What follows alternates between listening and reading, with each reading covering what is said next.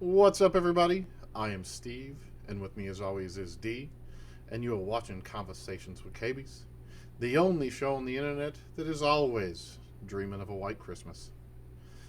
And it is you guessed it, our fantastic Christmas special.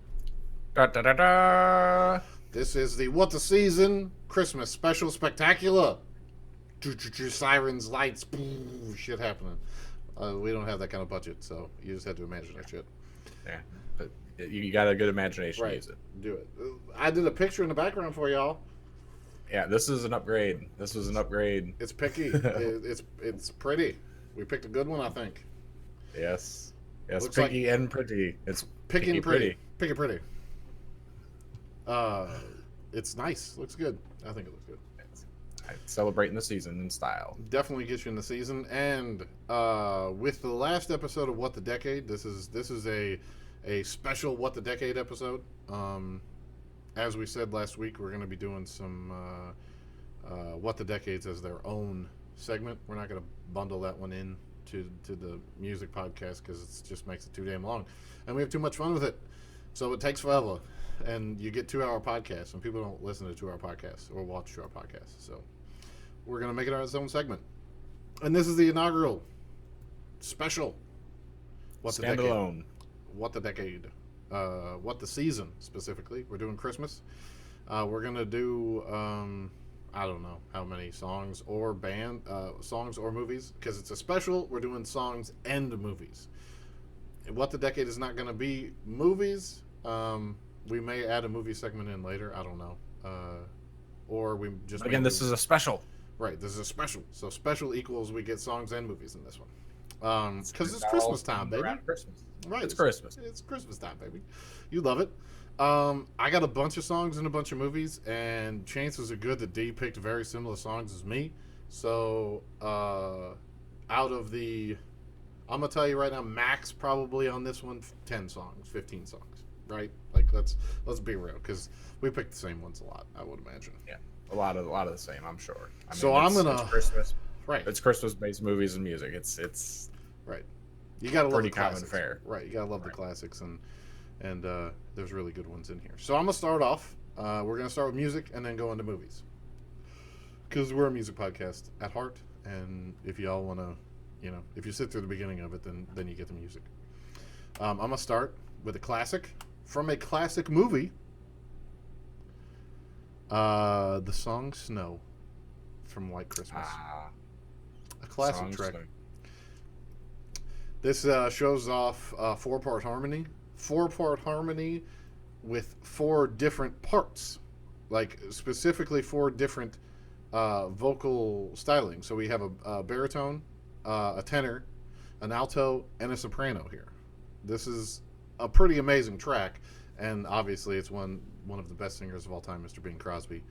And a fairly good tenor himself, Mr. Danny Kaye. A wonderful, wonderful alto, Rosemary Clooney, and a pretty good dancer, Shirley MacLaine, who can sing okay too. Vera Ellen, not Shirley MacLaine. She looks like Shirley MacLaine. Vera Ellen, yes. Miss Vera. Who has not really been in much stuff other than that, and really didn't do many songs. Rosemary Clooney has done many songs. Her and Bing Crosby. She's the alto Bing Crosby. She's probably maybe not as deep as his range, but she's very talented and worked well into her 80s. This little thing on this hat's fucking with me right here. This little fucking thing. It's fucking. I'm wearing Santa hat, folks. See, look at this shit. I got. Oh, and if y'all didn't notice, I'm blinging out with He's the lights. He's blinging out with the lights. I mean, this is a whole Christmas special, y'all. I mean, you got to get the special. But Snow, fantastic song, right? I agree. Very good song. We've sung it many a time. It's a good family. Good old fashioned song. Right. I mean, it's split up into parts already for you. So if you're a family of 4, it makes life easy. If you're a family of 2 or 3, it makes life easy too. You can sing those parts. It's only a 2-minute song, because obviously it's a song from a soundtrack of a movie, but it is still fantastic. That is my first. I did not have that. I did not have that one on my list, just Ooh. for the record. I didn't think you'd have that one on your list because that's a little bit of a deep So- cut. Little deep cut. Kind of deep cut. Going into it a little bit, yep. And I figured I'd start out with a deep cut. So, D is up. Your turn. All right. I will start it off with Please Come Home for Christmas by none other than the Eagles. Woo! Woo! All right. Mainly our lead singer, Mr. Don Henley. Uh-huh. But it's still a full band effort. Please Come Home for Christmas? Oh, my Yep. goodness. My goodness. Yes, sir. I'm going to go ahead and grab the 2013 remastered because why the hell not? Yep. But that is a good old-fashioned, not as old as some of the other classics, but it definitely has the old feel to it when you listen to it. What was this? 70... What year was this? 78. Okay. Yeah, right before the breakup, I think. I don't know. I thought that happened later in the late 80s, early 90s. Oh, I thought the first breakup was the 80s. We're going to get into that on an Eagles episode. There's no need to look at that up. Don't worry. Yes, that is, there'll be a Music Eagles episode, folks. That's probably coming around the pipe very soon. So, but a fantastic song nonetheless. And again, we're popping back into that harmony section. There was quality 3-part harmony in this. And if I'm not mistaken, there was some 4-part. Walsh, Henley. Oh my God! I honestly don't know how much there really is on this one in particular. Like how much backing we have on this one? Yeah. So it was written in 1960, and released by blues singer and pianist Charles Brown. Yeah, it's a cover, right? It's a cover. Sure, they didn't write it, but they because what I have on the band here is it came out in 78. But, yes, they covered it and released it as a holiday single in 78. That is correct. Glenn Frey's on backing vocals and piano here. Okay, let me just throw this the fuck out here, people. Okay, electric guitar, Don Felder. Drums, Mr. Don Henley, of course. Lead vocals, Mr. Don Henley, who and people who don't know the Eagles, this is just a precursor of the Eagles episode. Mr. Don Henley sings like a motherfucker and also plays the drums while he's doing it. This is a man who can actually play the fucking drums and sing really, really well as well. It's fairly fucking amazing. Piano, Mr. Glenn Frey. Backing vocals, Mr. Glenn Frey. Electric guitar, Joe Walsh. Backing vocals, Joe Walsh. And Mr. Timothy B. Smith was also bass and backing vocals. So he definitely had some 4-part harmony in this song. Yeah, Charles Brown and Gene Redd is also credited as writing this particular track. But anyway, regardless, good track in the description for your Christmas enjoyment. Yes. It is on to me. Yes. Yes, right? sir. On to you. Okay. This one is a. I don't know how many people are going to know this one. It's "Have Yourself a Merry Little Christmas." Of course. Okay. Of course, the song "Have Yourself a Merry Little Christmas." How many thousands of people have covered that particular track? I personally love the Judy Garland version of this song. Mm-hmm. Miss Judy Garland can sing her ass off, and the vibrato, her vibrato is second to none.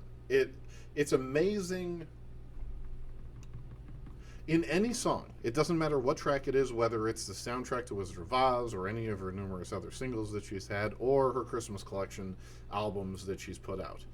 The vibrato that woman possesses is amazing. It really, like, you hear it in Little. You hear it when she's holding a note for Christmas. Every time she holds a note, it is this just amazing percussionary diaphragmy vibrato that fills the note with these fun staccato pulses. She's amazing. I love Judy Garland. Great track. Obviously, it's a good song. I mean, everybody and their sisters fucking covered it, but Judy's the best in my opinion. I agree, and that's one of the ones that I think we hear more often when it's played is her version. You definitely, she's one of the top in the top three, but I want to say that maybe there's like a Debbie Reynolds version, or oh my goodness, what's that gal's name? There's one other version that's really extremely popular. It's more popular than Judy Garland's, and I think Judy Garland's is the superior. I can look that one up real quick. Yeah, so Judy Garland is the synonymous one that I think we hear on most radio plays. Not everyone, but most of them. Sam Smith sings it, which Sam Smith is whatever. I don't like Sam Smith. Sam He's Smith, current. I'm sorry for everyone. Sam Smith is a drag queen vocalist. The way he sounds like he's a drag queen. The Carpenters did it. The Carpenters is a very popular one too. Whitney Houston is a very popular one as well. Man, Pentatonics did a really good one too. Pentatonics did a really good one.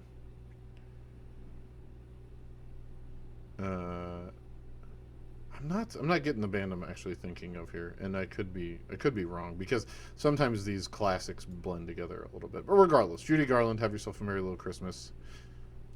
I can see it to Frank D. Sinatra. Frank Sinatra recorded one version of it. Bing Crosby. Yeah, everybody. Day, I think Doris Day. I think is Doris Day. There you fucking go. That's the one. And I find that one is probably maybe a hair more popular than the Judy Garland version. At least in the radio play around my neck of the woods, I guess.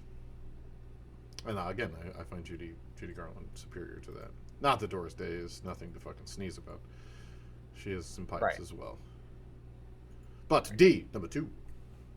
Number two. So I had that on my list as well. Have Yourself a Merry Little Christmas. So okay, that checks that box. Okay. To throw it back to, I don't want to go there yet. I'm gonna do. Keep in order. Don't forget. Yeah, I know. I'm marking them as we go. Okay, Holly cool. Jolly Christmas. All right. Okay. Nice. That's a classic. And I For was looking it up. No, I was looking it up on here before we got on the call, and it is actually by somebody I wanted to pull up here. I forgot to keep this page pulled up.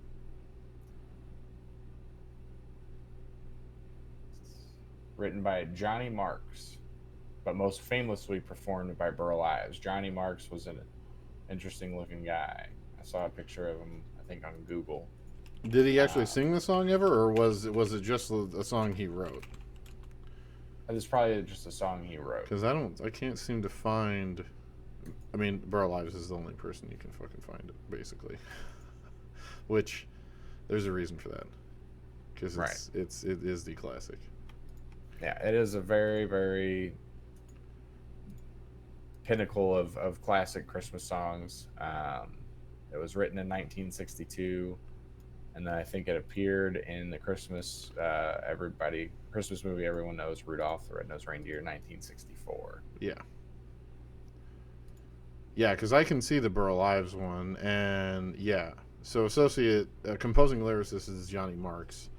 Associate performer vocalist Burl Ives. Associate performer, recording arranger, and conductor is Owen Bradley. So Owen Bradley did the orchestral mix, and Milt Gabler did the production on it. And this is a 1964 Geffen record release. Holy shit, Geffen was around in '64. Jeezy crazy. Anyway. But yeah, this is a classic one. This is one of my favorites. I love it. It kind of puts a smile on my face every time I hear it, whether it's on the radio or it just comes up on a Christmas playlist or something.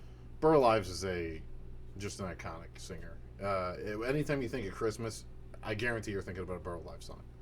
You're just one of his songs or movies or whatever it was. He's just a great guy. Great guy.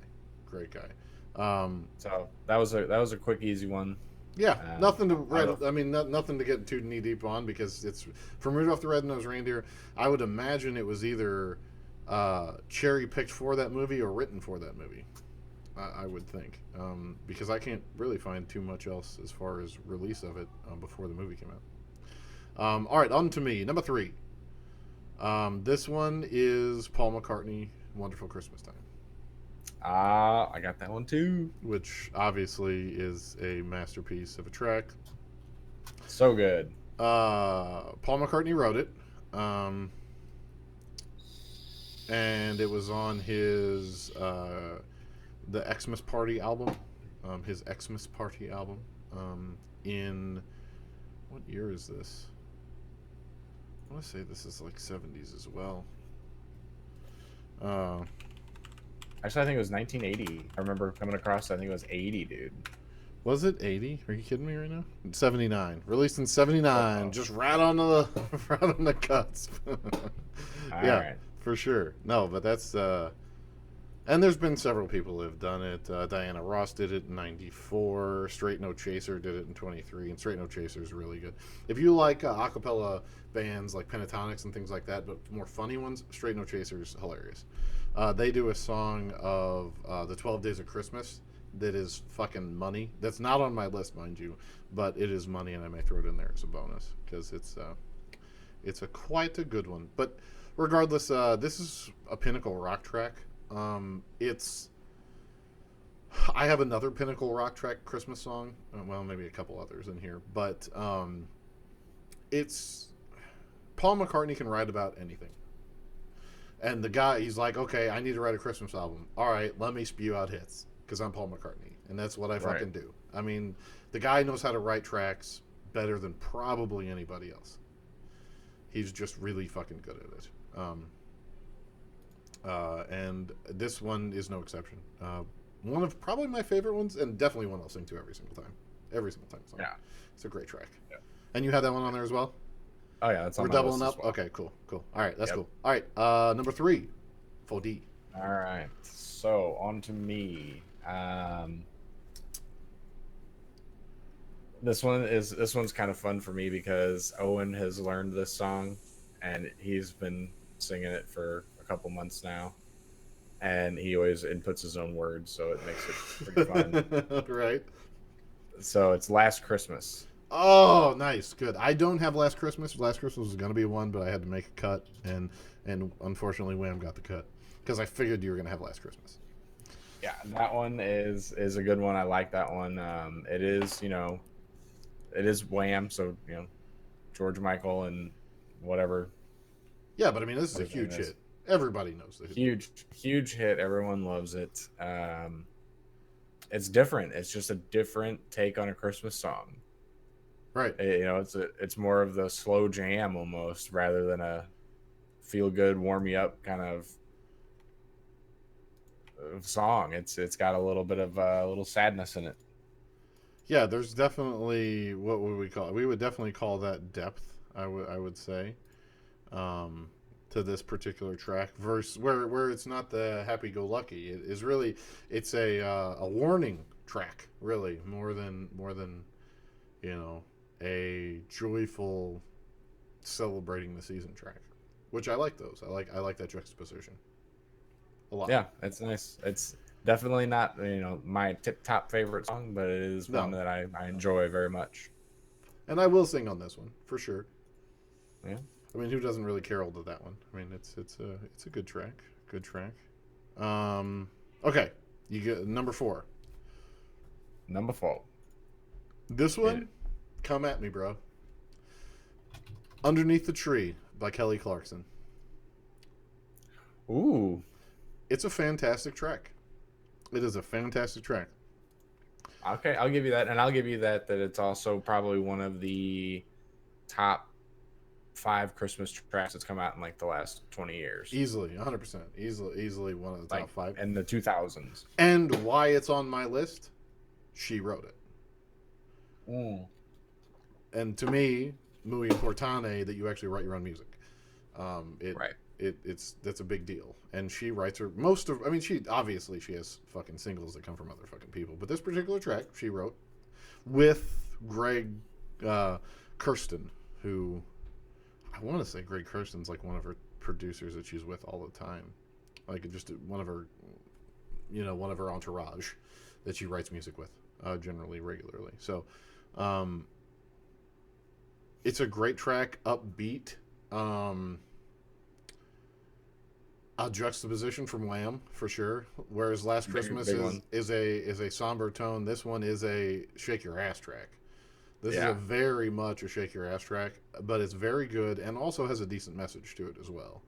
Um, it's very similar to All I Want for Christmas Is You kind of a situation, but it's still a fantastic track. Still a fantastic track. Yeah, I enjoy that one. That wasn't on my radar. I don't know if I would have put it on my list, but it's one I definitely enjoy. Definitely enjoy. Number 4 to you, sir. Gonna kick it with some classics here for these next few. So Good. Rocking Around the Christmas Tree. Do I have Rocking Around the Christmas Tree? I do not think I got that one. I did Rocking not. Around the Christmas Tree. Great track. Obviously a great track. Obviously a great track. Obviously a great track. I'm looking it up right now because I didn't have that one ready. So this one, Johnny Marks again wrote this. Mm-hmm. Same guy that wrote the Burl Ives track. Yeah, the Burl Ives track. Yes. Miss Brenda Lee. Miss Brenda Lee. In 1958. Took care of this one. Yeah, 1958. Yeah, that's a very good track though. And Brenda Lee is an interesting singer because you don't think that she is necessarily female in this particular track. She has her timbre and her voice is very interesting. It's extremely interesting. I mean, I would say it's definitely a female artist for sure, but I'd say her voice doesn't match her appearance for sure. She's got one of those really yeah, like somebody that should have been in the Supremes. Like, you know what I mean? Like a very much a fucking a Ronettes kind of a fucking gal here who has some soul in her fucking voice. It's that deep soul voice. It is. Yeah. The timbre is insanity, dude. And you're like, who the fuck is this little package coming out here? Like, what the fuck? I guarantee she got laughed off stage a couple times, or laughed until she opened up her fucking mouth, and then everybody shut the fuck up because she can belt. And her high register is stupid. Like, it's way up there. Because even that was. Go ahead. No, go ahead. Please, after you, sir. After you. No, it's her high register is just very, very good. And yeah, that's a classic. That is a fucking straight classic. I mean, yeah. I missed that one. I did not put that on here, but I'm glad you did to help with that. And it's good. It's just that it's got like that swing kind of almost jazzy vibe to it throughout the whole song. But yet it's also that rock. There's some rock to it. Yeah, you can tell this is on the floor transition track from the 50s for sure. You can tell this is just coming right out of the blues soul, and we're figuring out. Chuck Berry just came around. We're kind of figuring out what the hell rock is, and like yeah, for sure. There's definite jazz influences, but yeah, it's a straight four on the floor of a solid rock hit. Yeah, great track, great choice. Thank you. But it's on to you for number 5. I am doing a cut from an 80s movie. Oh boy. It's one Mr. Al Green and Miss Annie Lennox doing Put a Little Love in Your Heart. A little love in your heart. Put a little love in your heart. No? You don't. No, you gotta listen to this one. It's great. It's from the movie Scrooged. I know. It's from the movie Scrooged. Yeah, you for sure know it. It's from the movie Scrooged, which is a fantastic movie that came out in '88. It's an Al Green track, so it's quality vox, quality vocals, and Annie Lennox, who was originally from, man, I'm gonna hate myself for not knowing this one. Man, I'm annoyed. Oh my fucking god. Eurythmics. Fucking Jesus. What is wrong with me? Eurythmics. So Annie Lennox is from the Eurythmics, right?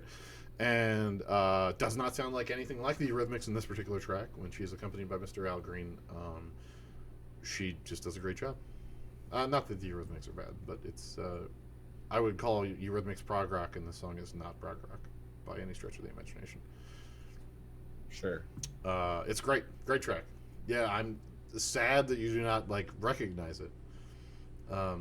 Yeah, I have to. Are you listening to it yet? Are you listening to it yet? Because you got to listen to it so you can get the aha.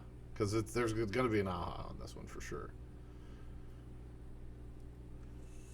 Okay, I've heard it, but I'm not familiar enough with it. I've only heard it maybe a couple of times. It is the closing track. Like it's from the Scrooge soundtrack. It's the closing track during the credits of Scrooged. Fantastic song. Okay. That one I'll have to look into. Number 5, on to you, sir. Number 5. And we're not stopping at 5, y'all, just so you guys know, because I got so many fucking more here. This is ridiculous. All right.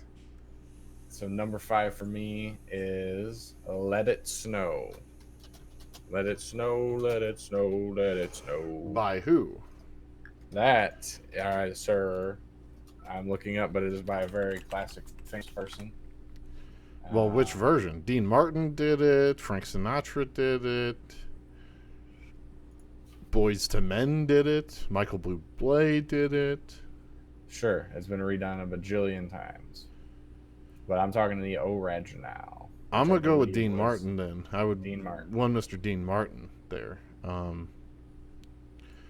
Yeah, quality. I mean, obviously, quality track. Quality track. You can't deny its amazement. It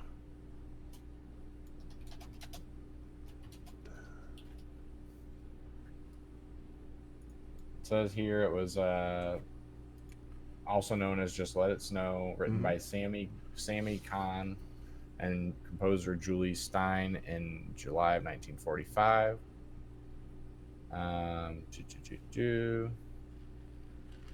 That's funny. It was written in the heat of summer as a heat wave, while Kahn and Stein were imagining cooler conditions. For sure. Right. No, that makes total sense.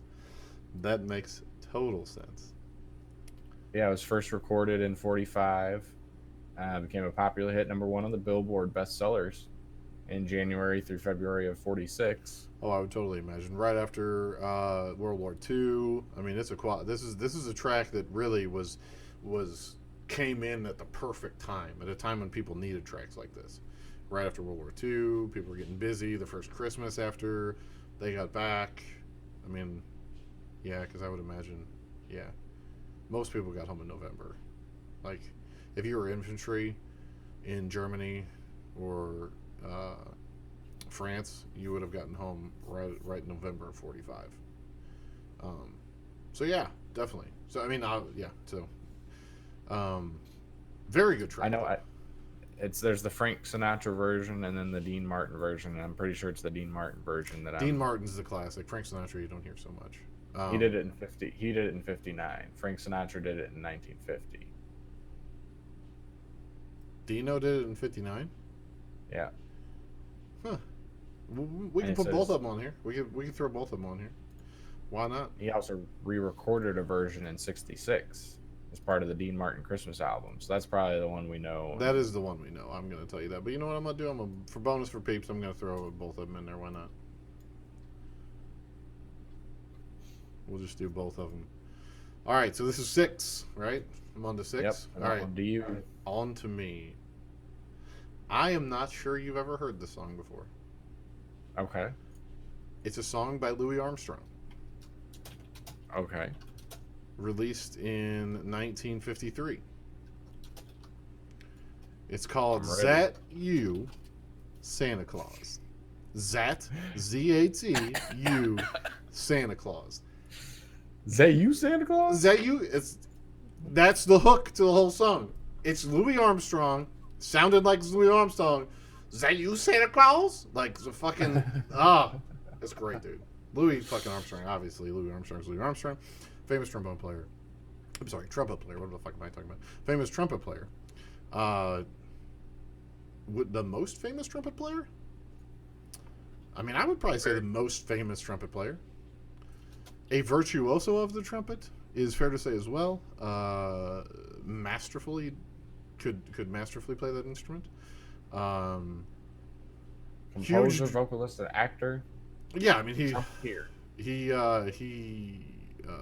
sang all the songs, wrote all his tracks, and scored.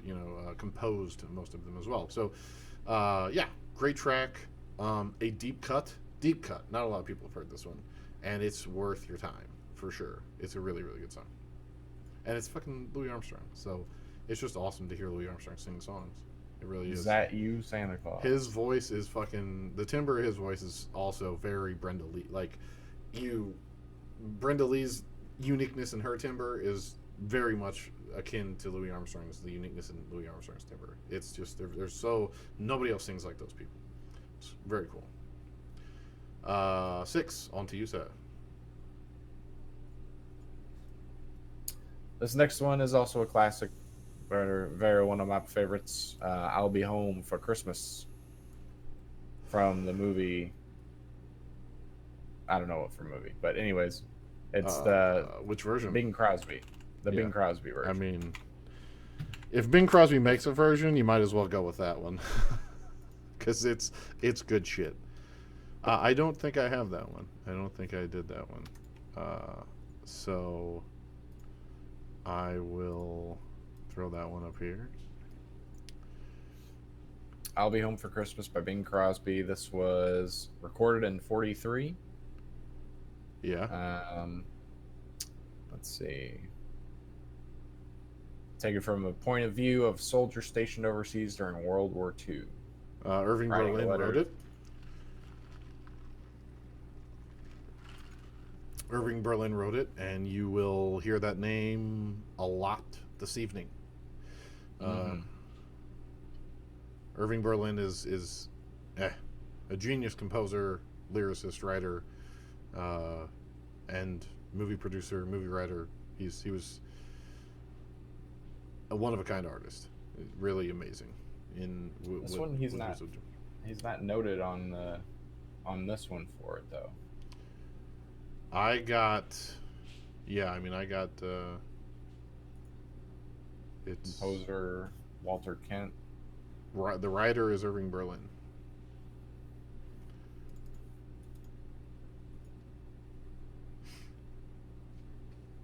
And it was, yeah. I don't know if he wrote a movie, I'll Be Home for Christmas, but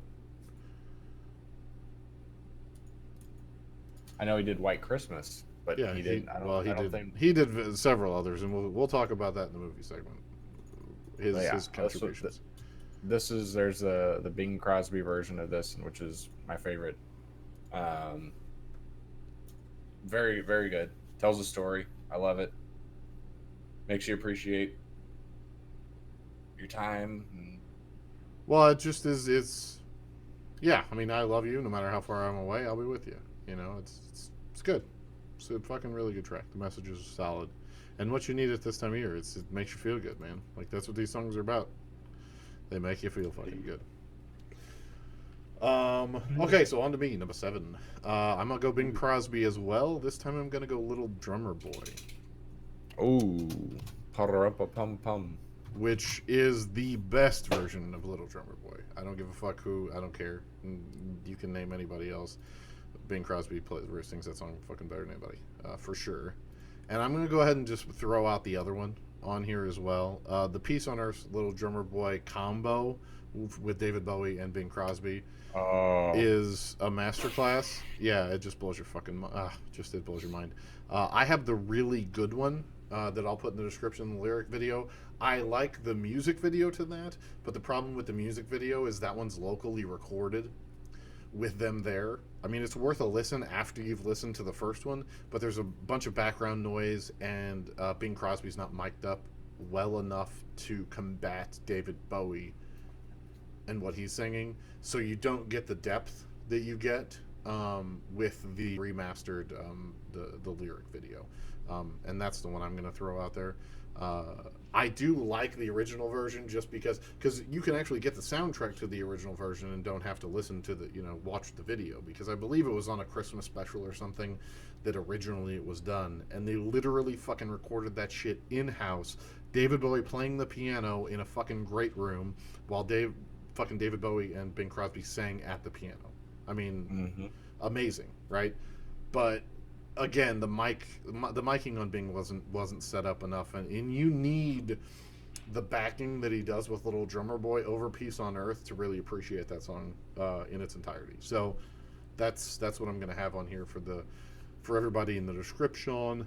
But yeah, so Bing Crosby, Little Drummer Boy, and then obviously Little Drummer Boy, Peace on Earth, David Bowie, Bing Crosby mashup from the fucking, like, I want to say that was the 70s. That was 70s. I'm almost sure of it. If not 70s, it's like way ass early 80s.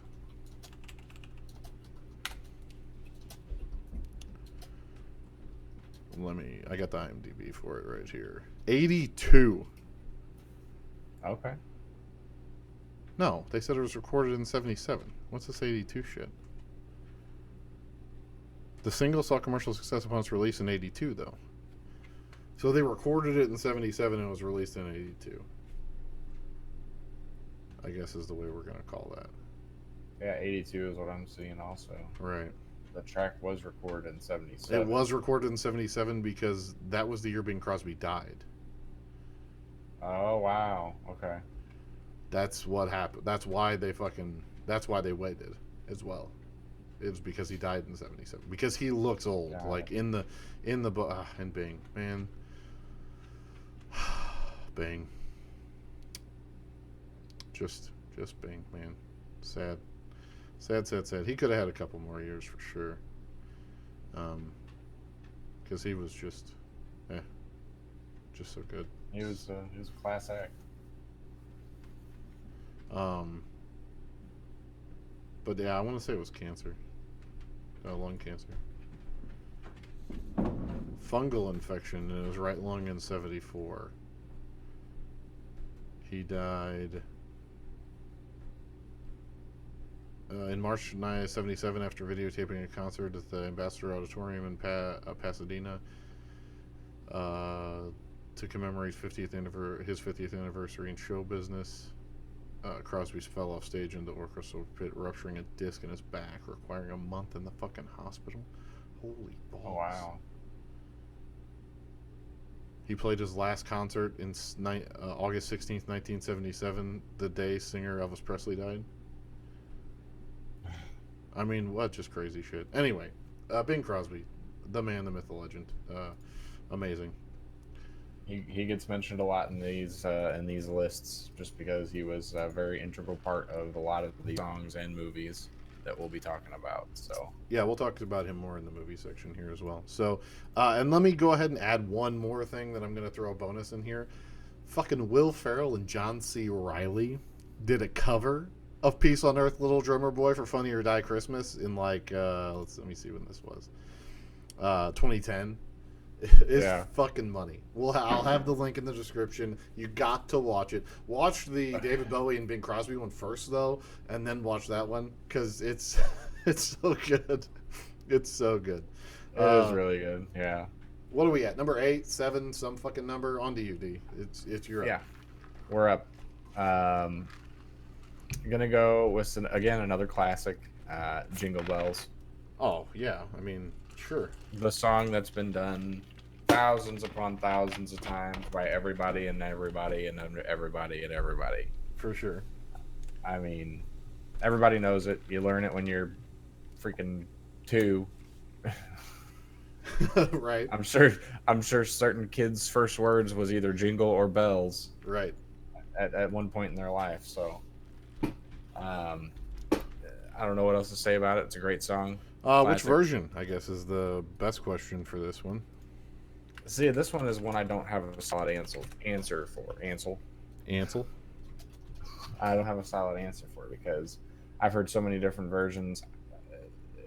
It's hard to differentiate. I think we're gonna go Bing.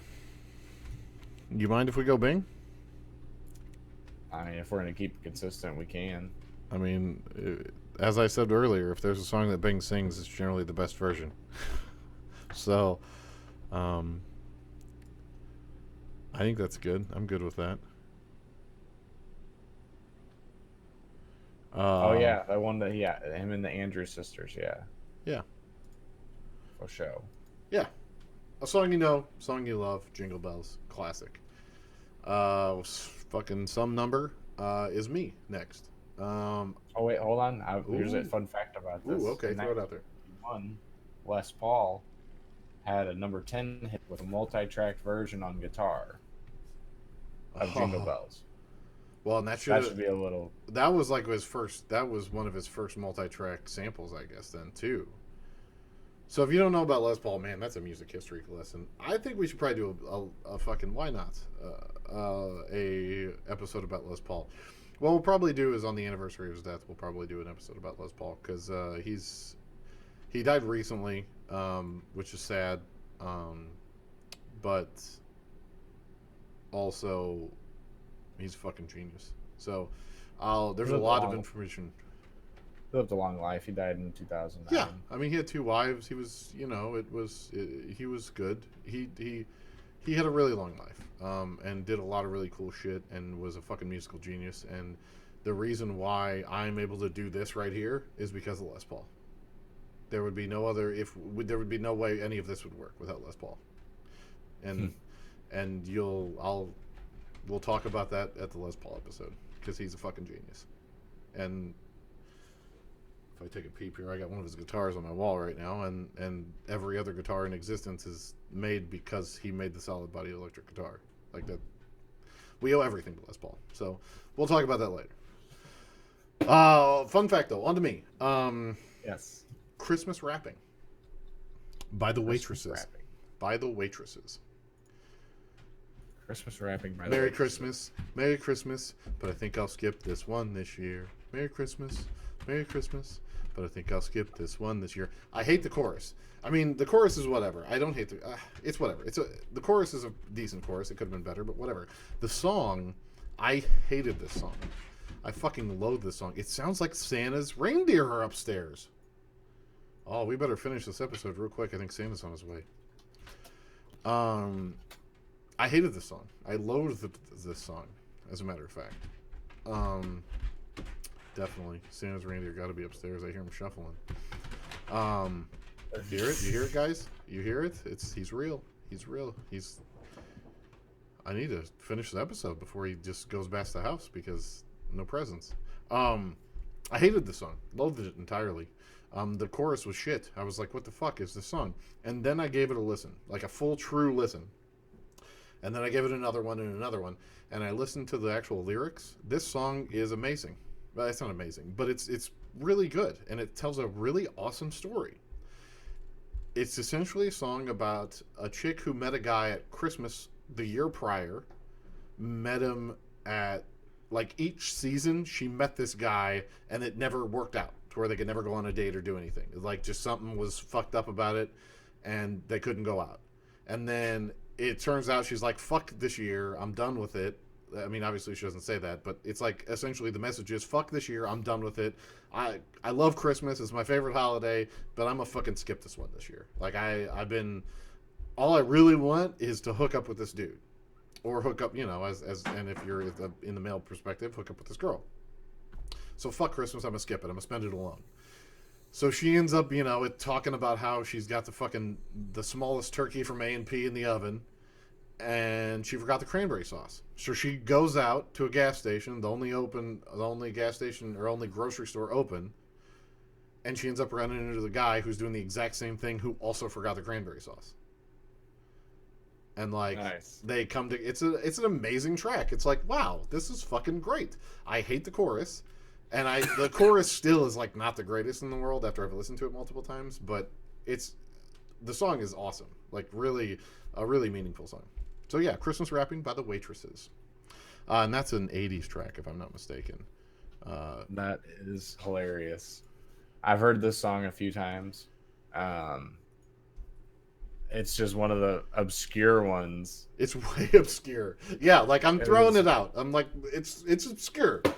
But it's a good track. It's a really, really good track and a solid message to the song. And if you're going to listen to it for anything, listen to it for the message of the song, because that's fantastic. Like, as far as performance-wise, though, I think this song is it's a very lackluster performance. I mean, there's a lot of lyrical content here. She doesn't sing. No, it's a talking song. It is a talking song, but it's a talking song that tells a story, and I can dig on that. Yeah. And it's a really, really good story. It's a really, really good story. So I can dig on the track. I'm not. It is what it is. It's a hell of a lot better than completely fucking hating the song, which I did before. But after listening to it, the fucker came around to me, just like a Christmas miracle, D. Like it was a Christmas miracle. All right, I can see to you, sir. Go. Okay, so gonna nail it home with 3 big ones. Okay. Gonna go Rudolph, the mother effing red-nosed reindeer. Irving Berlin again. You know it. I'm sorry, Burl Ives, but who wrote this one? Well, I think no, Irving Berlin actually did not write Rudolph. No, he wouldn't have wrote Rudolph. I don't know who did it. I don't know where. Irving Berlin did a bunch of other stuff. I gotta look up and see what he did do, but Gene Autry, you got like the Gene Autry version, because that's probably, I mean, let's be real, Gene Autry's probably the best version of it, right? Wouldn't you agree? The version of Rudolph the Red-Nosed Reindeer. Yeah. Bing Crosby did a fine one, but I mean, Burl Ives does a fantastic one as well. Yeah, that's the one I'm going for. That's the one you're going for? Okay, fair enough. No, that's good. Sure. That's good. For sure. That's good. Gene Autry does a really good version. I think I'll throw it in there just to have it, I think, as well. Because it's a great track. By a guy that we don't really dig on so much. He just doesn't get a lot of airplay in our mind.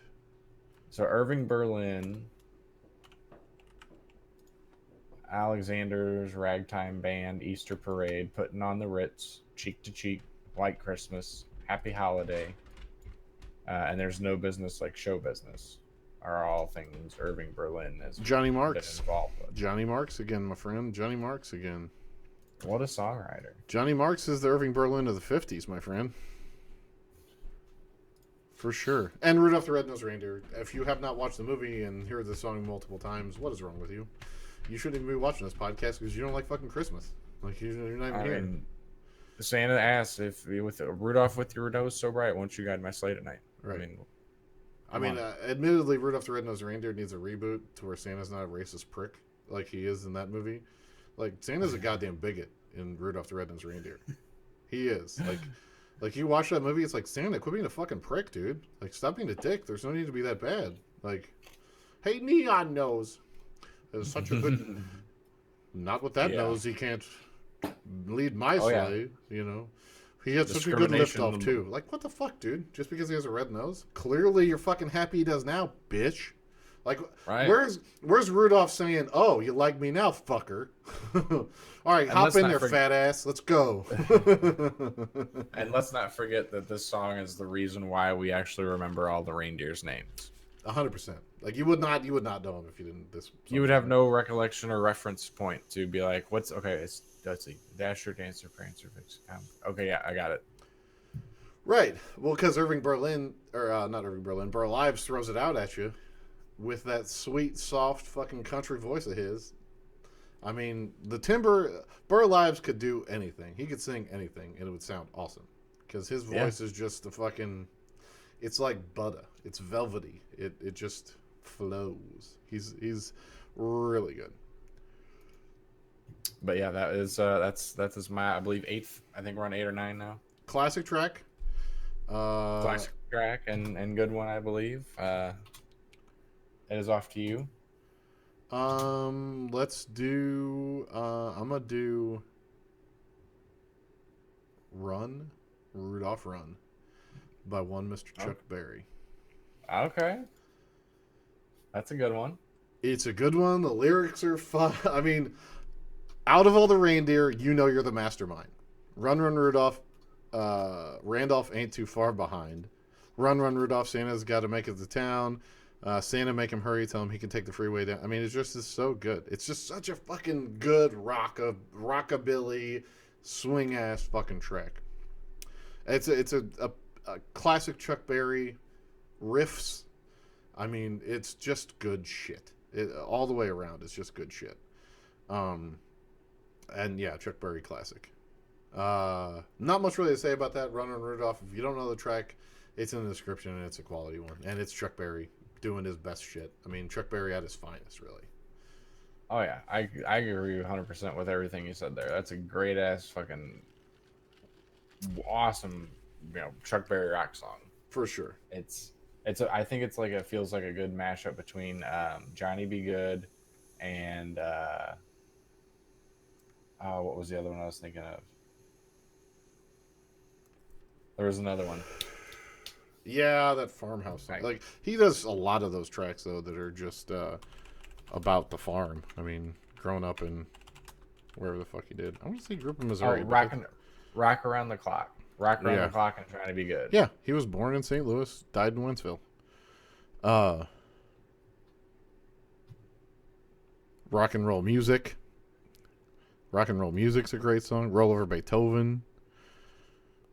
Yeah, I mean, we're going to do a Chuck Berry-ish kind of one. I don't know if it'll be just solely Chuck Berry. I imagine it'll probably be with a couple people. But Chuck Berry, classic. On to you. That was good. That was a good one. Here we go. We're going to keep the Burl Ives theme rolling. We're going to go with Frosty. Frosty kicking it. Snowman. Dude, did we have any fucking similar ones? I mean, what the hell is this? I don't think I had any of yours. I like the simple classics, man. I don't deviate too far. Right. No, I got you. I get it. Jimmy Durante did it, though, I believe. If I want to be perfectly honest here. Let me see this real quick.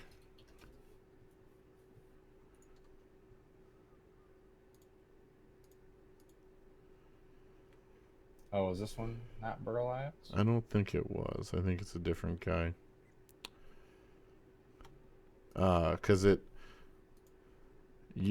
from the movie itself, 1969 movie, I'm seeing Jimmy Durante. That was one of the comedians. Was Jimmy Durante?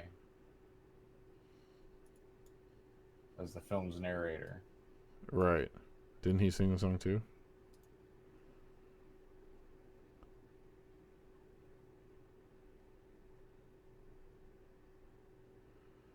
Good old Rankin and Bass.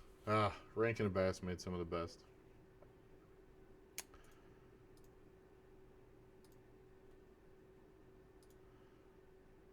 Good pick. Good pick. Quality track. I mean, everybody's seen that one too. It's a classic animated. Yeah, so yeah, Jimmy Durante was the narrator as himself.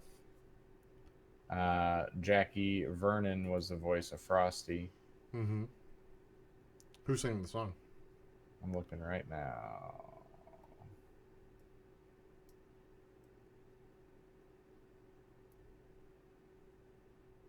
Doesn't really say.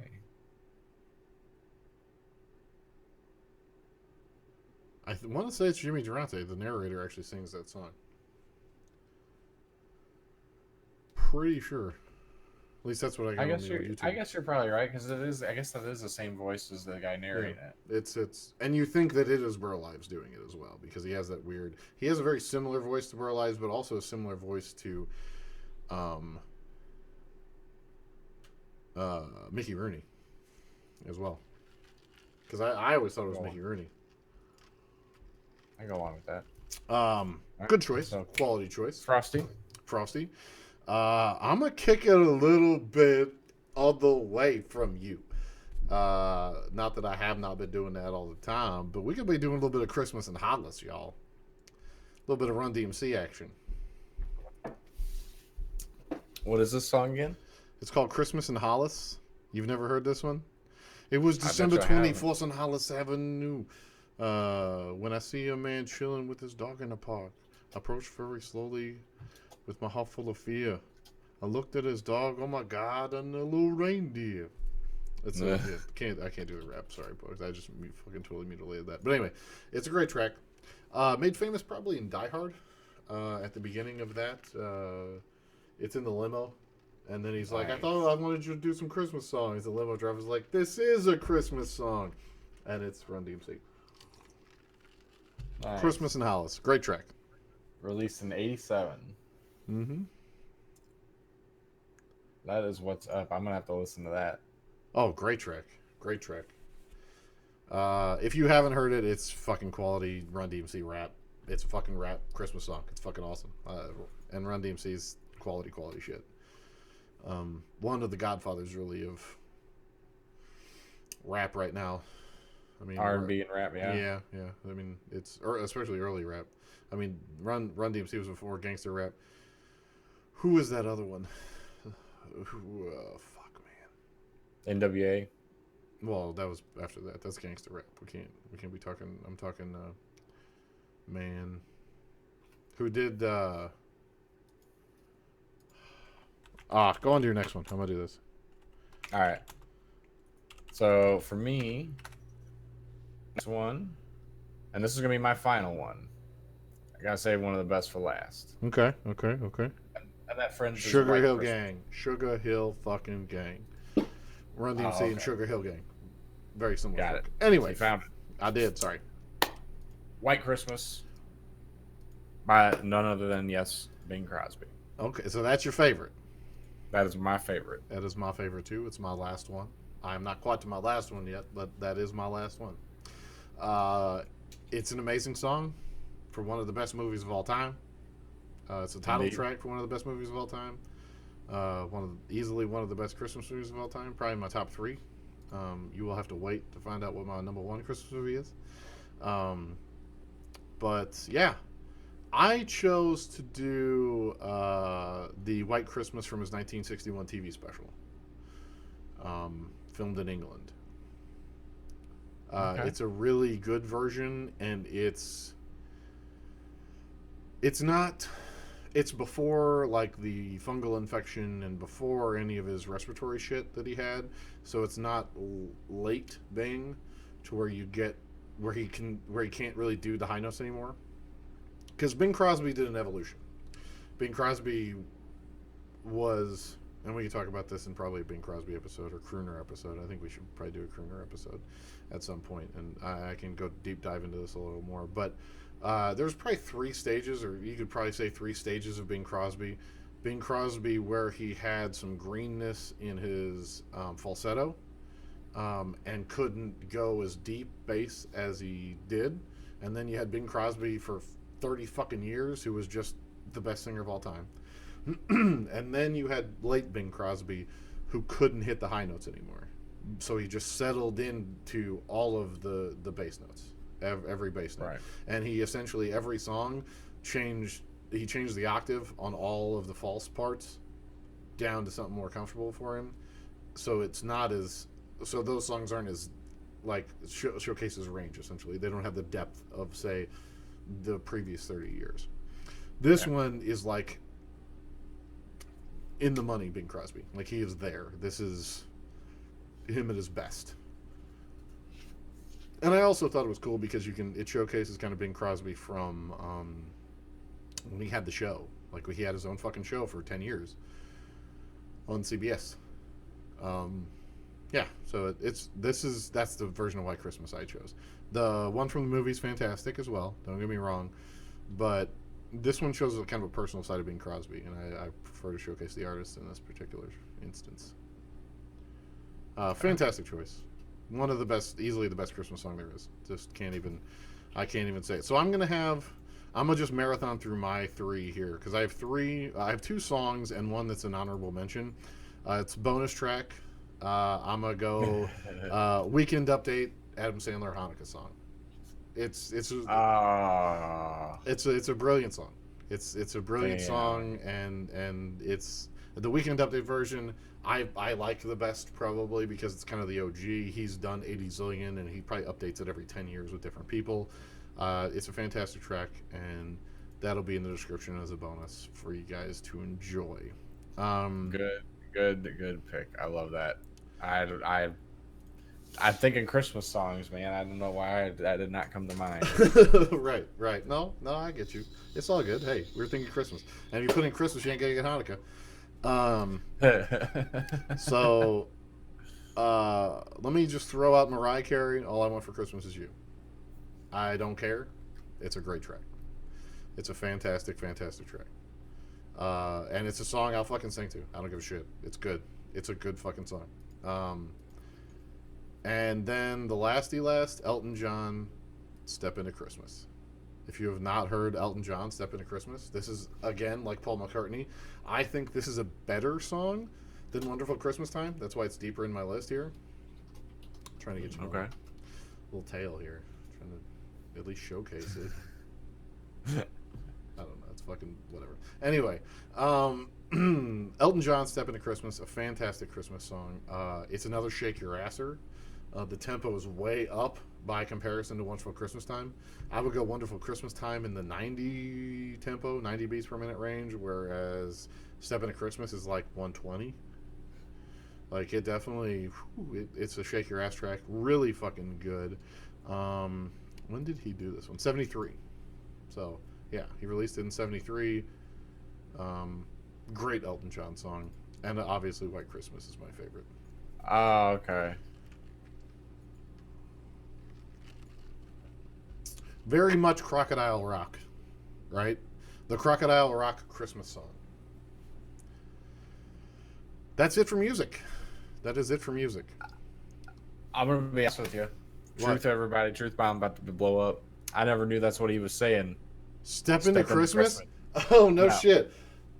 I always thought it was Christmas. Christmas. No. Yeah, stepping into. Yeah, it's great. It's a great track. Great track. And it's quick. Like, that's a quick song. Yeah, okay.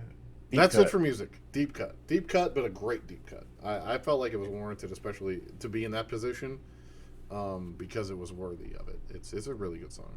And composed, it's fucking Elton John. I mean, let's be real. It's fucking Elton John. So, of course it was composed That's good. All right. I will go first with movies. On to movies. I'm going to blow your mind with this one. This is a deep cut right off the bat. Okay? Okay. Emmett Otter's Jug Band Christmas. Never even heard of it, have you? Never even heard of it, have you? Well, Emmett Otterton is a character on Zootopia, but I don't know. Well, that's a pull. Emmett Otterton is a character on Zootopia because Emmett Otter is a character from Jim Henson in 1977, or more specifically, Emmett Otter's Jug Band Christmas from 1977. So this is a movie, though. It is a movie. We're on to movies. Emmett Otter is a Jim Henson character, and they made a Christmas movie. Disney is supposed to be making a reboot to this, making another one to this, redoing this, which it needs it. It needs it bad because this, Christy and I had never fucking heard of it, and we went and saw Emmett Otter's Jug Band Christmas and Fraggle Rock Christmas. And I was going for Fraggle Rock because we're fucking 80s kids. So that's what we're doing, right? And then I saw this and I'm like, oh my God, this is one of the fucking best Christmas movies there is. It was so good. Like, amazingly heartwarming. It was fucking amazing, dude. It was amazing. It really was. Like, it warms your soul, this movie. And it's Jim Henson. I mean, Jim Henson. Jot that down on my list. Was amazing. Emmett Otter's Jug Band Christmas. A link to the IMDb to all these will be in the description for you guys. And I think we're going to blow through these a little quicker. Probably just give the year and kind of our impression of it. Because you guys can look at the IMDb and watch the movie. I don't want to spoil anything for you and all that stuff. Especially with movies. Songs, you can listen to songs 50,000 times. But you're actually investing a solid chunk of time with your life with movies. So we're just going to kind of blow through these a little bit. That's my first one. D, you are up. All right. I got one, and I'm going to probably catch some flack for this. I don't care. So there is I believe it was released just for Disney Plus, new Christmas movie. I believe it just came out, called Noel. You dug on Noel? I have not seen it yet. Do not spoil anything. Don't say a damn word about any of the fucking contents. I have not seen it yet. We're going to go on vacation. We're going to fucking watch that one because we've heard great things about it. But you dig on this fucker enough to be your first one? It's not my number one favorite. I'm just saying, like, you're throwing it actually out. You're throwing it fucking out here. Yeah. Fucking Noel. Yes, it was a Disney Plus. Anna Kendrick, right? Isn't her name Anna Kendrick? Anna Kendrick stars in it, and then co-stars with Bill Hader. Yeah, Bill Hader, right. Which, I mean, Bill Hader, that's one of the reasons why I want to watch it. Because I'll watch anything with Bill Hader.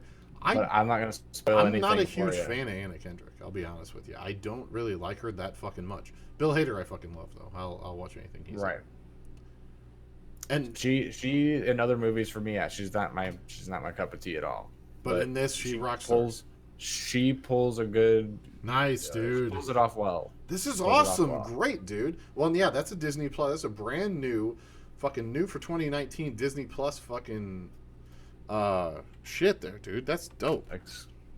Yep. Dope. And I've heard real good things about that movie, so I'm excited. That's fucking cool. I am.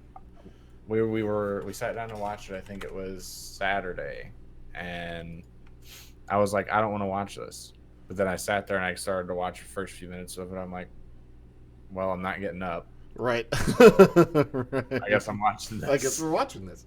And it was great. Dude, that's awesome. Hell yeah. Perfect. Yeah. Say no more. That's good. Everybody go watch it. If you don't have Disney Plus, I don't know what's wrong with you because Disney Plus has all the good shit. Yeah. If you like what we're doing right now, you need to have Disney Plus. Fucking Gargoyles is on there, kids.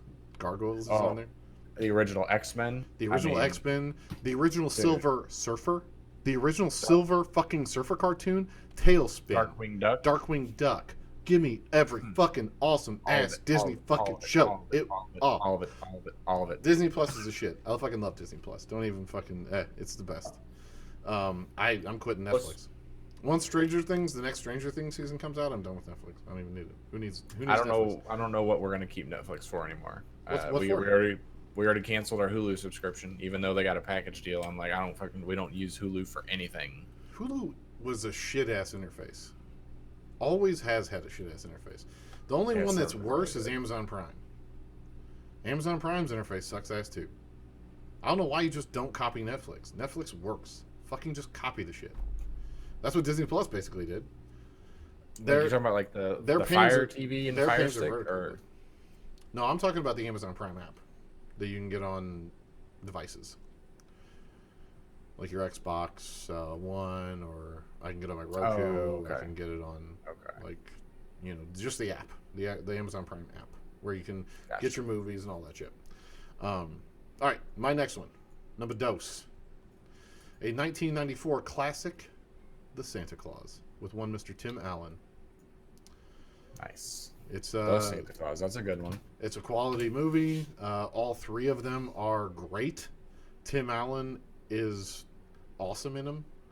Say what you will about Tim Allen and his views and all that shit. I mean, honestly, fucking watch any of his movies or any of his comedy specials, and you know the dude is a pompous ass. I mean, let's be real. But that's what makes him funny. Like, that's why he's funny. Like, shit like that used to be funny, and we were okay with it. We didn't fucking want to burn people at the stake for being pompous assholes. Pompous assholes in these jobs, too. Most of the time, they're funny. Put them in movies. Make them comedians. It's okay. It takes all kinds in this world, people. Don't fucking hate for no reason. It's bad times. Santa Claus, good shit. Fits in that stereotype for a reason. He does, and it's okay. I mean, I don't want to be best friends with him. We ain't gonna fucking go have a steak dinner, but I'll fucking laugh at his shit. It's okay to do that. It's fine to do that. Takes all kinds, folks. Don't hate for no reason. Bad. That's right. The Santa Claus. No, I agree. Great shit. Right? Great movie. That's a movie. If it's on, I'll watch it. For sure. Absolutely. Next one. So for me, I'm gonna go with A Christmas Carol. Jim Carrey? Now it's like, well, which one? No, not Jim Carrey. I'm talking. I don't think it's the OG, but I think it's probably like the second or third iteration of it. I believe it was the. Excuse me. What is it? What's the dude that wrote the book? Charles Dickens. Right. It's the one based off of that, and it is like the Muppet Christmas Carol. No. It's the actual 1951. I think so. Yeah. Is it black and white? I believe so. The original title was Scrooge. Hold on, I'm looking it up. Right I mean, obviously now. it's that. Ready. It's that one. Or is it the one with Jean-Luc Picard? Is it the one with Patrick Stewart or? Because that one's from '99. No, it was not. It was the original then. Okay. So Alistair yeah, Sim. mom had that on VHS. Gotcha. Okay, so this is a deep cut from Mama's house. Gotcha. Yeah, for sure. Yes. And this is one that she watched all the time. And it's a hard, it's kind of a hard watch as a kid, but once you get through it the first 17 times, you kind of start to like it. Right. And it's a good story. Obviously, this movie and this script has been retold and rebooted by just about everyone For sure. every couple of years. And if you like a particular thing, like Muppets or any sort of Mickey or whatever like that, everybody's has a Christmas Carol of their own, which is good, and they're all decent. I like Mickey's Christmas Carol just as much as The next guy, right? the next guy, yeah, anybody else, but that's the original is probably my favorite. Yeah, I would go along with probably this being the original. Personally, let me just shoot on to my next one. I like the 2009. If I'm gonna go with a Christmas Carol, the 2009 with Jim Carrey and Gary Oldman is awesome. It's really, really good. And it is also, now I will admit that I've not seen the 1951 version, but the 2009 Jim Carrey animated Christmas Carol is the closest to the books that I have seen in any of them. It is closest to the book, not books. I'm so used to series when I talk about the movies being books being better From than a movies. book. Right. Yeah. But this is close. I've read Charles Dickens. I've read it. This one is as close to the book as you can find. Again, I haven't seen the 1951 one, so I might have to do that and resubmit. But yeah, that one's really good. Next, on to you, sir. All right. Next, I think I'm gonna go with a Charlie Brown Christmas. Nice. Okay. I love everything about that movie. I love everything from the music to the goofy old animation to just classic Peanuts crew getting together doing the thing. Of all the Charlie Browns in the world, you're the Charlie Brown. Charlie Browniest.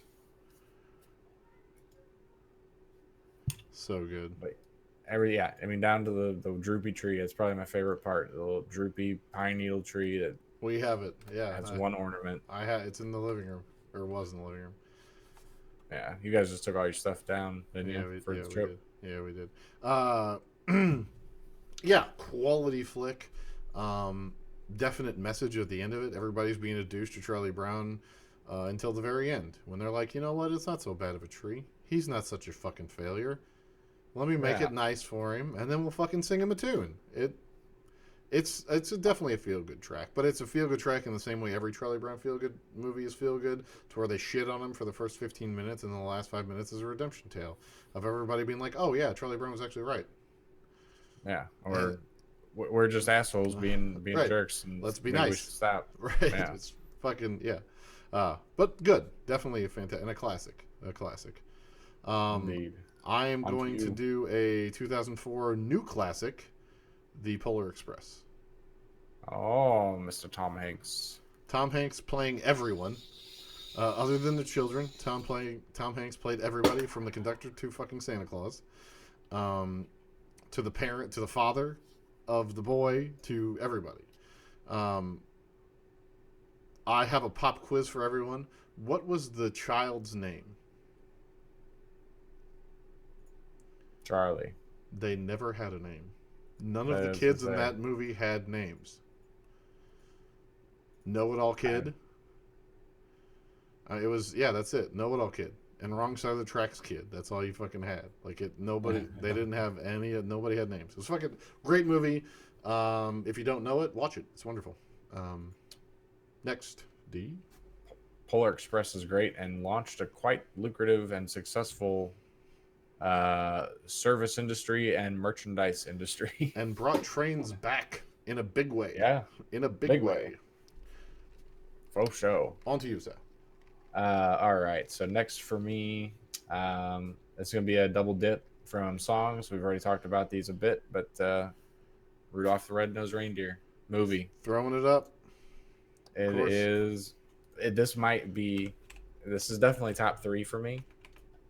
I can't say with certainty yet if it's my all-time favorite, but it's definitely my top three. I love this. I love the whole movie. Every character in that movie is awesome, from Rudolph.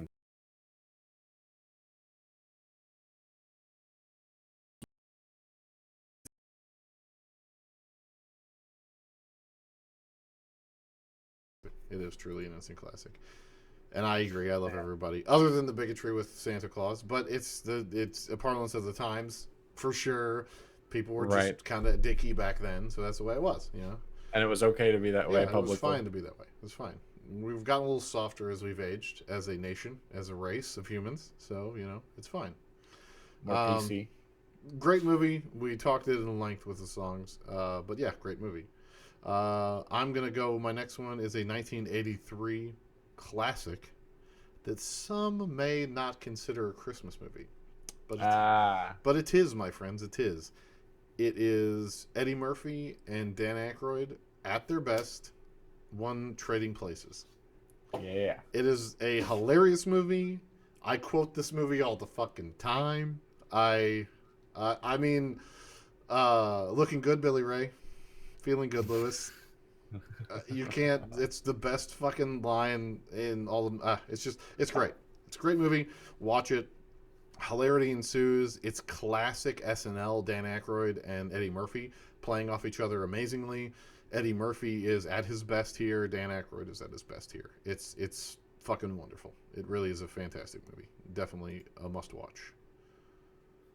I agree. Not a lot of people that don't consider that a Christmas movie. I would have to agree that it qualifies. Oh, it is. It's straight up a It, Christmas movie. I mean, they're it fucking yeah. qualifies They're for the sure. the last half of the movie is during Christmas. And no, I agree. Great movie. Love it. Probably haven't watched it in long enough. I need to give it Right. another watch. It's so good. Yeah, it's so good. On to you. All right. Gonna beat you guys up with the classics again. Frosty again. Going with the animation. Love this movie. Frosty the Snowman, amazing flick. You know what is a really nice take on that story? Well, not necessarily that story, but a deeper dive into that story. The animation from 1969, amazing, great. But excuse me, what I love is Jack Frost, the movie Jack Frost with Michael Keaton, where he turns into a snowman. Do you remember that one? Never see Okay. that one? I don't know. It's a deep cut. It's a deep cut movie. It's definitely worth a watch though, and it's definitely a Christmas time flick. He's the Michael Keaton's in a band, and they're recording in Tahoe, and essentially he's gonna miss Christmas with the son. And the band's like, "Why the fuck are we here? Let's go!" He's like, "We got this chance to record here, but I want to go with my son." And the band's like, "Why the fuck are you here? Go home to your kid." And so he goes out in the snow, ends up crashing and dying. And then the next year, the son makes a snowman and puts his dad's old hat on it, and it turns the snowman, into his dad. So it's like a last redemption, like a closure thing with his father. It's really good, really good. It's a heartwarming movie for sure. Okay. I've seen the title before. I just don't know if I've actually seen the movie. But Jack that's a good one. Frost. I'll Jack have to Frost, check good that one, out. good one. So good movie though, huh? Yeah, it's good. I mean, it's definitely heartwarming, and there's no real ending, no end to it. But Frosty the Snowman is obviously nothing like that. And the classic tale, 1969, 25-minute long flick, worth every minute as far as I'm concerned. Classic songs in it and classic animated track. From a 25-minute movie from 1969 on to a 1994 hour and 36-minute movie. Also in the list of something people probably wouldn't consider a Christmas movie either, starring one Mr. Dennis Leary. The movie is called The Ref, and it happens at Christmas. A cat burglar is forced to take a bickering, dysfunctional family hostage on Christmas Eve. That is the synopsis of the movie. It has Dennis Leary and Kevin Spacey. Kevin Spacey plays the dad. Dennis Leary obviously plays the cat burglar. It's great. It's a fantastic movie. Okay. I'm not sure if I've seen that. Probably not. It's a deep cut, but it's also something some people wouldn't think a Christmas movie is, and I wholeheartedly think it's a Christmas movie. Okay. On to you, sir. Very good. This is one that was also one of my mom's favorites. I ended up liking it quite a bit. Edward Scissorhands. Oh, good cut, D. Good cut. A great Tim Burton classic. And really, I would say that this is Johnny Depp, where it shows Johnny Depp's range. Like, it was one of the first movies that really showed his range. Like, you wouldn't have expected or suspected after, let's say, his early shit that he would be here. You know what I mean? Well, it's Johnny Depp, Winona Ryder. I mean, Nightmare on Elm Street. He was that jock in Nightmare on Elm Street who gets, gutted in the waterbed. 21 Jump Street. He did this TV series, 21 Jump Street, and then ultimately goes on to Edward Scissorhands. You know what I'm saying? He was doing these weird Nightmare on Elm Street where he's a jock, pretty boy character. 21 Jump Street, pretty much the epitome of a pretty boy character on that. Obviously he's a young officer, but it's a pretty boy character. Into this Edward Scissorhands massive obscurity, and this is where him and Tim Burton really came together. Like, this is their first foray together, and they have been inseparable pretty much ever since. Yeah, great flick. 1990s flick too. Great flick.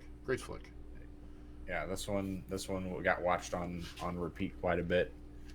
The topiaries, even. I mean, the topiaries themselves are amazing. Yeah, just so good. Yeah. The good flick. If you haven't seen it, look it up. It's an oldie. And I would even go along to say some people wouldn't think that is a Christmas movie as well. So you could argue cut. that. Good deep cut. I like those. I'm gonna continue on with the you wouldn't think it's a Christmas movie with the 1988 classic. You know I was gonna do it. Yippee-ki-yay, motherfucker. Yes. That's where I thought you were going the first time you said it wasn't a Christmas. Trading Places. Yeah, with Trading Places. Yeah. Die Hard, released July 20th, 1988, which is also why you probably wouldn't think it's a Christmas movie. But it takes place during a Christmas party, Nakatomi Plaza in LA. Great movie. If you haven't watched it, watch it. Fantastic flick. It is. Bruce Willis at his best. Yeah, I mean, it started Bruce Willis really catapulting him in that action movie genre for sure. You're next, so. All right, so I'm gonna go with Home Alone. Home Alone, holla, yeah, a classic. That's Macaulay Culkin. A classic and one of the best Christmas movies, right? Home Alone, Home Alone 2, one of the best Christmas movies. In my top 10, for sure. So many great one-liners and punchlines from that movie, both of them. Haven't seen the third one yet. Don't know if it's worth watching. I don't think. I only have the duology because that's all Macaulay Culkin was in, and I feel like Macaulay Culkin is pretty much required reading for that type of flick. Definite good choice. I'm gonna do a twofer here because they're kind of similar and they came out right around the same time. Actually, let me do a threefer here. We'll start with the earliest and move up. Love Actually, a 2003 classic, a British rom-com about Christmas and tells the story of several different couples at Christmas. Quality flick. The Holiday, another kind of British rom-com, although it's in set in the United States, set in LA and in England. Mr. Jack Black is in it. That was one of Jack Black's, as you remember from last week's episode. We talked extensively about Jack Black and his movie career, and this is a fine movie and one again that showed his range. And then Four Christmases. from '08, which has Reese Witherspoon and Vince Vaughn, and fucking it's a rom-com that's fucking hilarious. 3 Christmas rom-coms that will have you fucking in stitches. Those 3 rom-coms are great. Great movies. Can't remember if I've seen Love Actually or not. I know I've seen The Holiday at least a couple times, and then Four Christmases. I can never remember if I have seen it or not. It's Vince Vaughn and Reese Witherspoon, and it is fucking hilarious. I'm almost positive I have. This is so fun. That's probably enough wiggle room for me to say I should watch it again. Yes, I think so. I agree, because it's fantastic. You say. Good selections. I like it. I only have 2 left, and they're 2 heavy hitters. I saved them for last for a reason. Okay. So my second to last is It's a Wonderful Life. Okay. Now, this is also after many times watching it, never really realized it, but this one's hard to really peg as a Christmas movie. I mean, they talk about it, and it is taking place around like the weeks and time period leading up to Christmas. It's the movie starts and ends on Christmas Eve. You are just looking over the man's life over every season, but it starts and ends on Christmas Eve.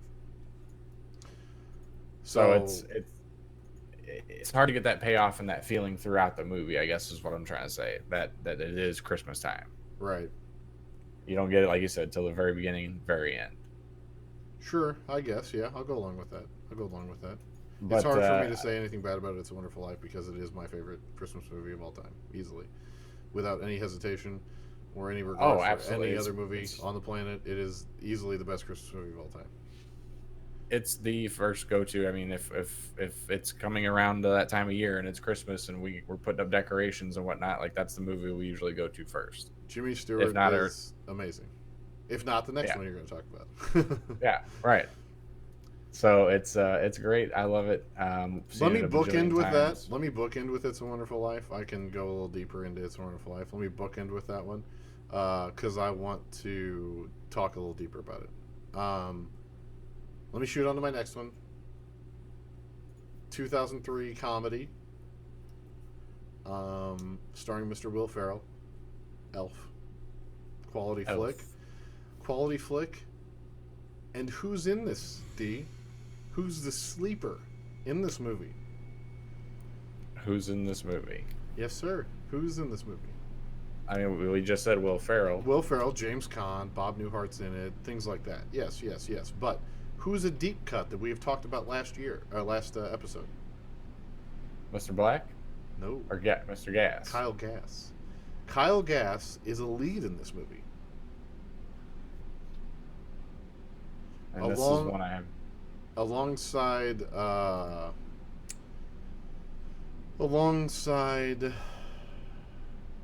Andy Richter.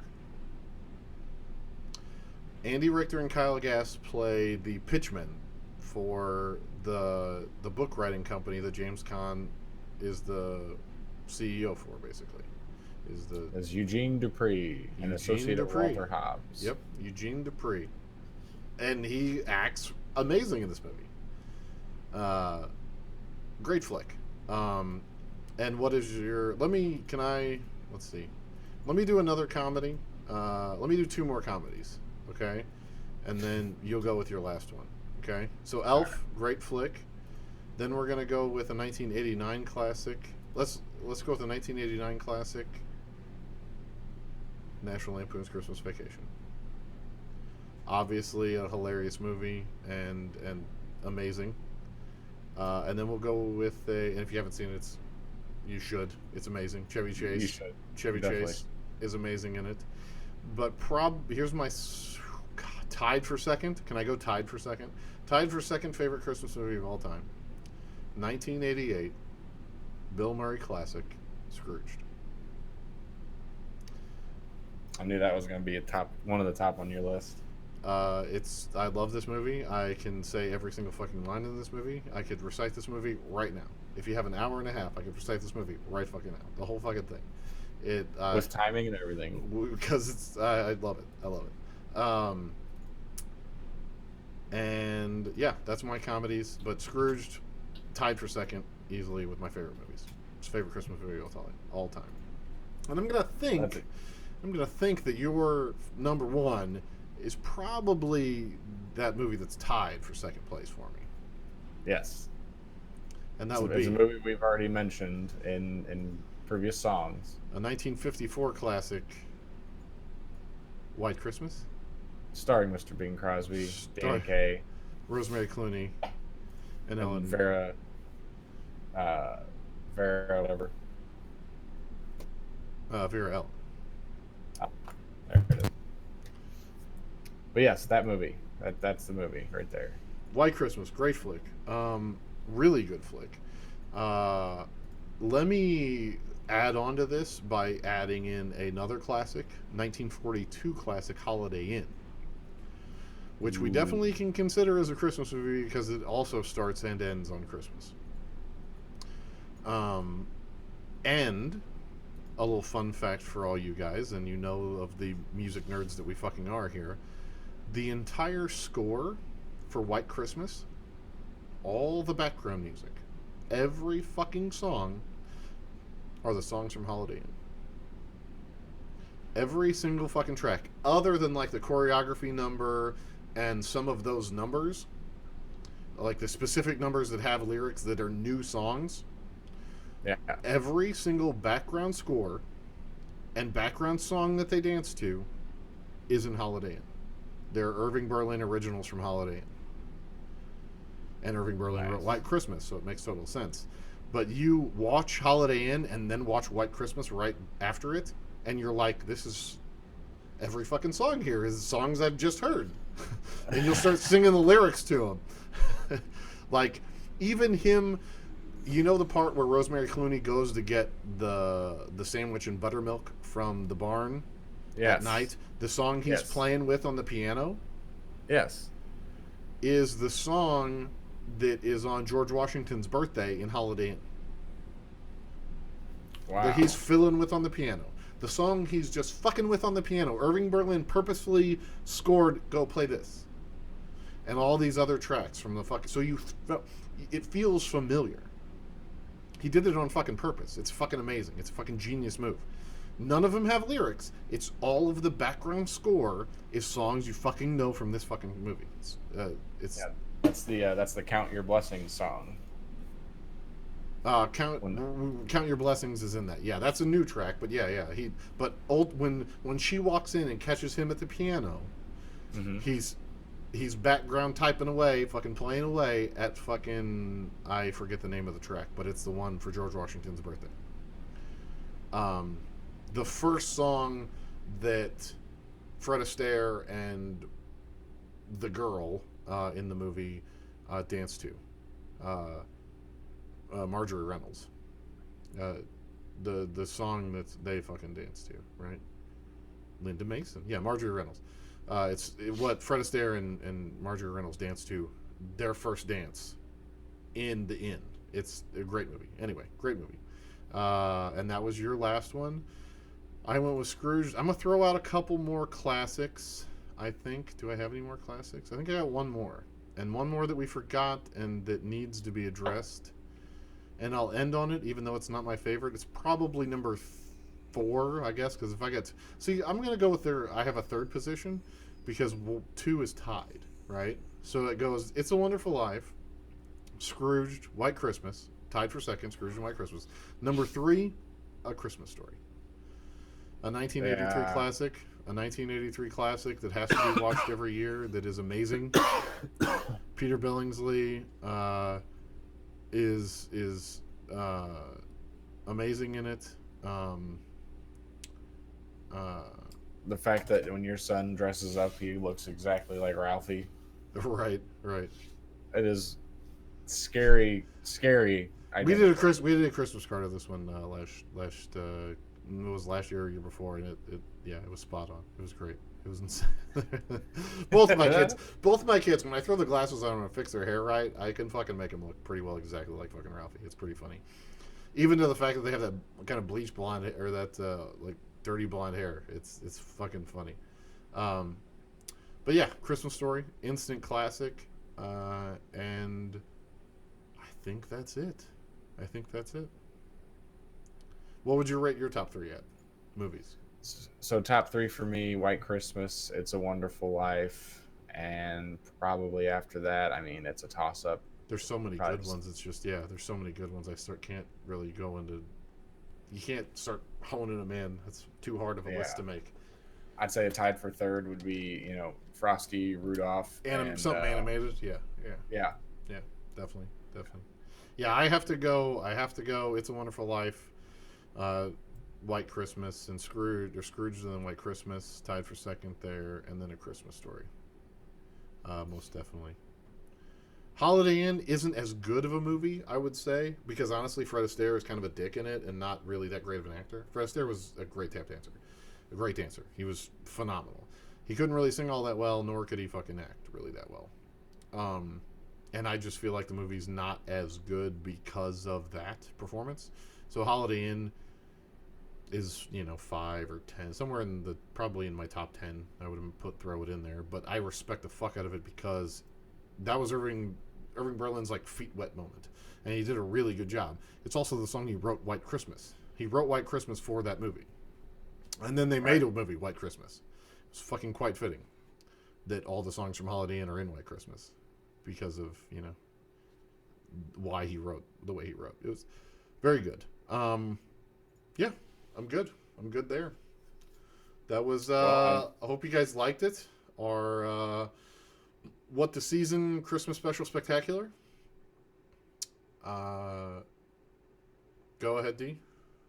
This is I'm trying to think. We have 7 days left until Christmas. Yeah. So as of this recording, 7 days until Christmas. When you guys see this, it'll be 2 days to Christmas Eve and 3 days till Christmas. So yeah. From us to you, we want to wish you a Merry Christmas and a Happy Holidays. Merry Christmas. Whatever the hell you celebrate, I hope it's merry. I hope it's happy. And I hope we all understand and make merry during this time, because that's what it's about. It's about love, and it's about friendship, and it's about understanding the people that are around you that mean the most to you. And couldn't have said it better myself. I hope you all feel that way. And until we see you guys next, we love you, and deuces.